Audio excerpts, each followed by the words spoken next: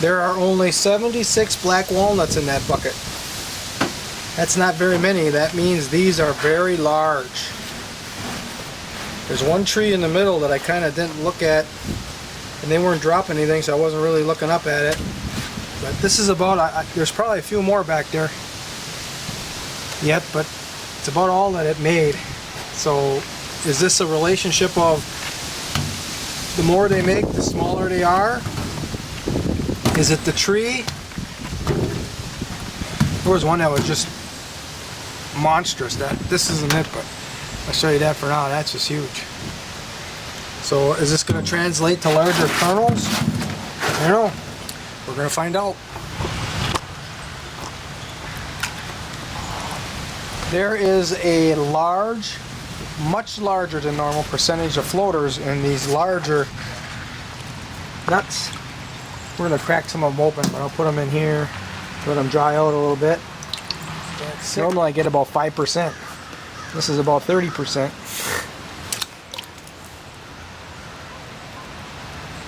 %30 of them are floaters. We'll crack a few of them open and make sure they're empties. That just seems really high. So that might be something, I don't know if it's that tree or if that's just part of the deal. The larger the nut, the higher the percentage that there's going to be of empties. They make the shell, they make the husk, don't make any kernel. So I'll put these in a bag, let them dry out, then we'll do a little comparison as to how big the shells are. We'll crack some open, and how big are the kernels compared to our normal size ones. I want to find out if these are empties now. They float, so I'm assuming they are. I just find it hard to believe so many are empty. Yep, that's empty. Ooh, that one's got some stuff in it. Oh, look at that. That one was a floater and it's got meat. Oh, I'm glad I'm cracking these. I wonder why they're floating. Oh, there's some more meat. It's because it's not fully developed, I think. That side is empty. Oh. Well.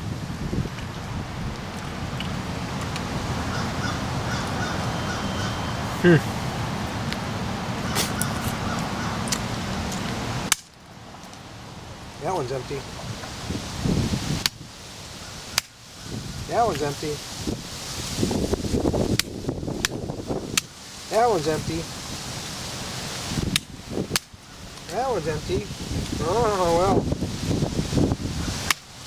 That one's empty. Oh, this is such a big deal.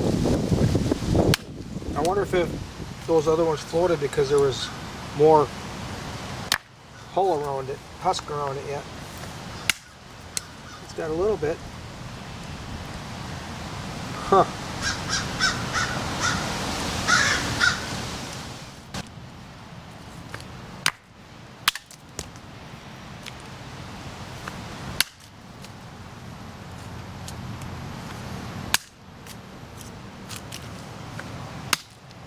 Okay, so we got 3 or 4 of them out of what, 26, 27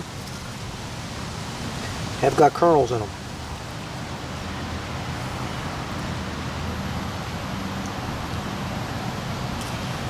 I'm just going to go ahead and get these clean and eat them.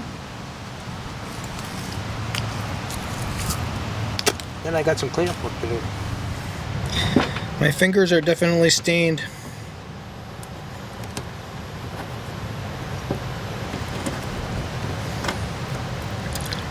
I remember one time somebody complained to me on YouTube from one of my earlier videos. His hands itched or something.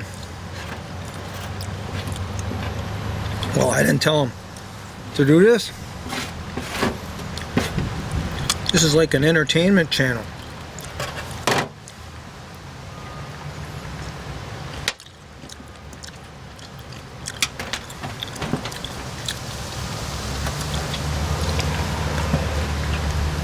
Guy's got to know his limitations, and mine just happened to be a little bit wider in scope.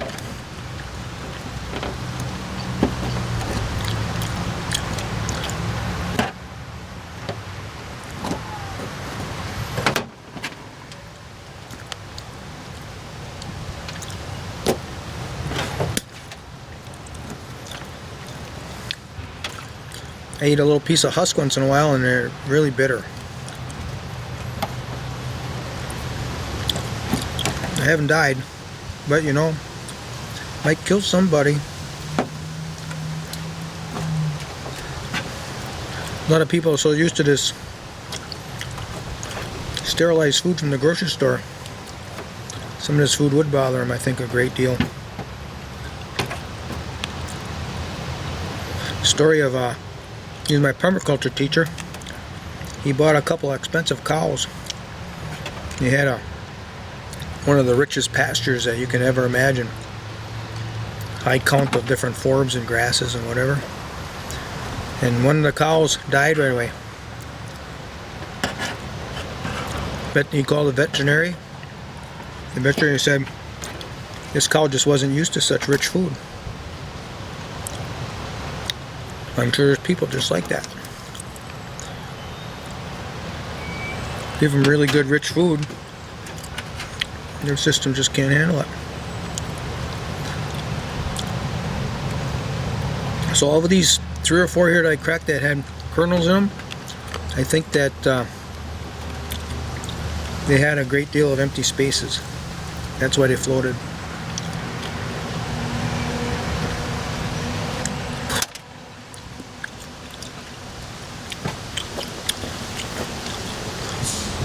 And who knows? I'm not afraid to eat stuff, so maybe someday I won't eat the right stuff.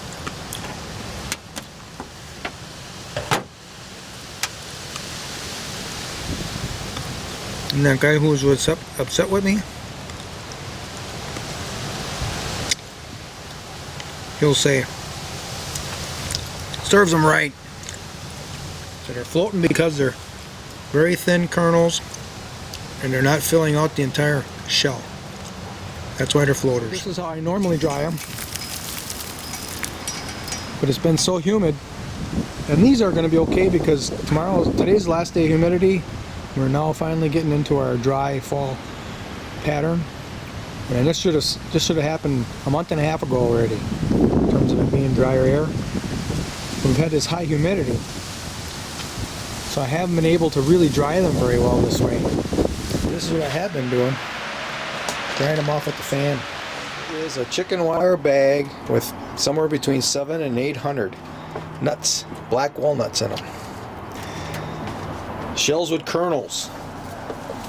These have all passed the float test.